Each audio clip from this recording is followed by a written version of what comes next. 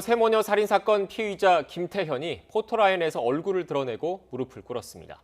죄책감이 든다는 말을 했지만 과연 진심으로 죄를 뉘우치고 있을까요? 네, 범죄 심리 전문가와 함께 짚어보겠습니다. 임준태 동국대 경찰학과 교수 나오셨습니다. 어서 오십시오. 예, 안녕하세요.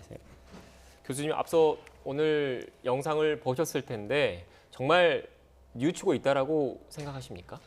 예, 저도 오전에 관련 영상을 보면서 이건 좀 심하다.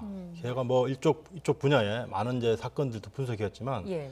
실제 이렇게 끔찍한 사건을 저지른 그 장본인으로서 어떤 사과의 태도가 아니라 미리 준비된 원고를 차분하게 읽는 듯한 예. 아주 그런 표정을 보면서 이건 정말 언론에 노출될 것을 미리 예견하고 심지어는 뭐 기자들의 질문에 고개까지 끄덕끄덕하는 네. 그런 제스처를 보면서 이거는 아마 진정한 사과나 사죄의 어떤 그런 태도는 아니다. 저는 그렇게 봤습니다. 이게 또 앞에 있는 취재진을 굉장히 여유 있게 한번 전체적으로 주시하는 모습도 있었더라고요. 이런 심리는 어떻게 봐야겠습니까? 예, 이거는 워낙 제가 사례가 희귀해서 정말 어떤 제가 지금까지 경험한 어떤 그 범죄자의 심리 상태를 가지고는 도저히 좀 분석이 잘 안 되는 그런 아주 특이한 어떤 그 패턴의 네. 범죄자인 것 같습니다.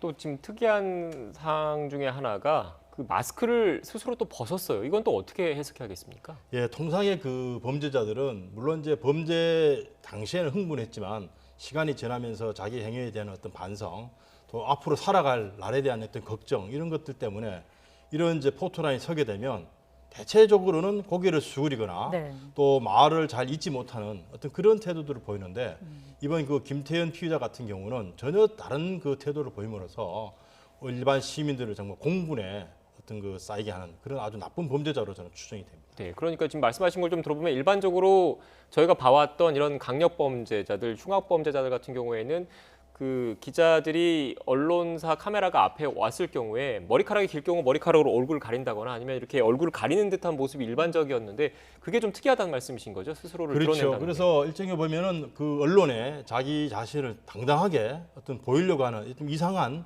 그런 그 반응까지 보인 걸로 봤을 때 기존의 일반 그 연쇄 살인 범죄자라든지 우리가 흔히 심각한 범죄자 유형으로 봤을 때는 좀 설명이 안 되는 좀 어려운 측면이 있습니다. 설명이 안 된다라고 했는데 자기 스스로에 대한 과시욕 또는 이른바 사이코패스적 그런 성향도 있다라고 봐야 되는 겁니까? 예, 일부 이제 그 뭐 분석하신 분들마다 조금씩 그 해석의 차이는 있습니다만은 적어도 범행 과정에 있어서는 일반적 사이코패스 또는 네. 연쇄 살인 범죄자 패턴과 좀 다른 게요.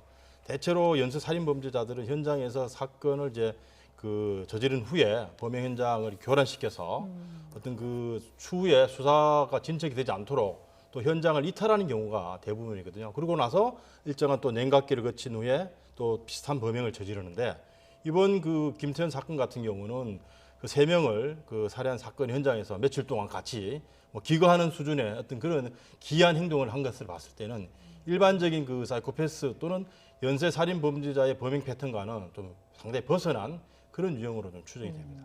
그럼 앞으로 진행될 조사는 어떤 부분에 좀 중점적으로 들여다보게 될까요? 예, 이거 워낙 이제 끔찍한 이제 살인 사건이기 때문에 범행 동기 부분이 제일 예. 중요할 겁니다. 예를 들면 우리 형법에서는 범죄자에게 책임을 물으려면 어떤 그 범죄자가 범행을 준비한 단계라든지 또 범행 후의 정황, 사실 그 양형 사유도 포함이 되거든요. 네. 사실 그 범죄를 저지르고 또 후회를 하고 반성하고 이런 부분들이 정말 제대로 전달이 되면 양형 사유도 참작이 되기 때문에 아마 검찰에서는 이 짧은 경찰의 수사 기간 중에서 파헤쳐내지 못한 범행 동기 또는 이와 유사한 어떤 다른 사례들이 있었는지 또는 이 범행 과정에 어떤 그 범인의 어떤 그 준비 과정 그런 부분들을 아마 더 상세하게 차단해서 아마 기소하는데 참고할 것 같습니다. 네, 교수님께서 또 오늘 김태현의 모습을 봤던 것 중에 이건 좀 이상하다라고 생각했던 게 좀 있었습니까? 저 같은 경우에는 자신의 어머니에 대해서는 볼 면목이 없다 이런 말을 했더라고요. 어떻게 해석해야 될까요? 예, 대부분의 이제 20세 이상 성인 남성들의 어떤 그 범죄자의 경우에 결국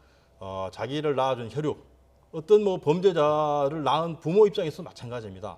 정말 세상에서 엄청난 비난을 받는 범죄자라 하더라도 그 자식을 낳은 부모 입장은 또 얼마나 힘들겠습니까? 그래서 아마 아들의 입장으로서 뭐 그런 부분은 진솔하게 뭐 부모한테는 그런 잘못된 부분을 이제 사과할 수 있지만 피해자나 유족들에 대한 어떤 태도로 봤을 때는 전혀 반성의 어떤 그 빛이 보이지 않는 그런 이제 범죄로 보입니다. 네, 지금 앞서 잠깐 언급을 하긴 하셨는데 이 김태형 같은 경우에는 범행 이후의 행동도 좀 엽기적이다 이런 지적들이 좀 많이 나오고 있습니다. 어떤 측면에서 그런 분석이 나오는 겁니까? 실제 이제 미국에서도 이런 유사 사례가 좀 있긴 있었습니다. 근데 이제 뭐 좋아하는 연인을 이제 살해한 후에 뭐 시신을 좀 더 변경을 시켜서 한 1, 2년씩 같이 지낸 그런 사례는 있지만 이번 같은 경우는 이제 새 모녀를 살해한 현장에서 네. 2, 3일 동안 같이 기거할 정도로 특별한 행동을 한 것은 기존에 뭐 우리나라에서는 그런 사건이 거의 없었고요. 또 외국에서도 이런 이제 연쇄 범죄를 저지르고 현장을 떠나는 경우는 많은데 현장에서 계속 있으면서 뭐 극단적 선택까지 시도한 걸 보면 아주 특별한 케이스로 보여집니다. 네. 마지막으로 간략하게 변호인의 또 도움, 변호인의 조력을 거부했다고 하던데 이건 어떤 심리인지 좀 설명해 주시겠습니까? 이제 뭐 본인이 저지른 범죄에 대해서 더 이상 뭐 변명을 하거나 더 숨길 내용도 없고요.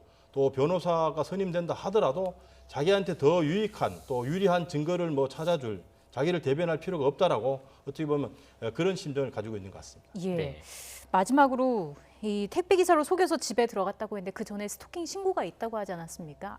이게 좀 사전에 이런 일이 발생하는 걸 막을 수 있었지 않았을까라는 생각을 하게 하는 대목인데요. 어떻습니까? 예, 이번 뭐 지난 사건을 보면 우리가 좀 경미한 처벌을 이제 제대로라도 받았더라면 경각심을 가졌을 텐데 지나고 보니까 정말 그 소소한 어떤 그 관련성 있는 범죄들이 경찰이나 검찰 단계에서 좀 엄격하게 처벌을 받았더라면 네. 이런 끔찍한 사건이 혹시라도 제지되거나 또는 범죄자로 하여금 더 이상의 범죄로 나가지 않도록 하는 제어 장치가 있었을 법한데 그 부분이 여전히 좀 아쉽습니다. 네, 일단 김태형 같은 경우에는 경찰 수사 단계는 끝났고 검찰로 송치가 됐기 때문에 검찰이 재판에 넘기기 전에 그러니까 기소하기 전에 추가 조사가 좀 이어질 것 같고요. 그 추가 조사 과정에서 또 여죄 부분도 좀 한번 확인을 해봐야 될 필요가 있을 것 같습니다. 지금까지 임준태 동국대 경찰학과 교수와 함께 관련된 이야기 나눴습니다. 오늘 말씀 고맙습니다. 고맙습니다.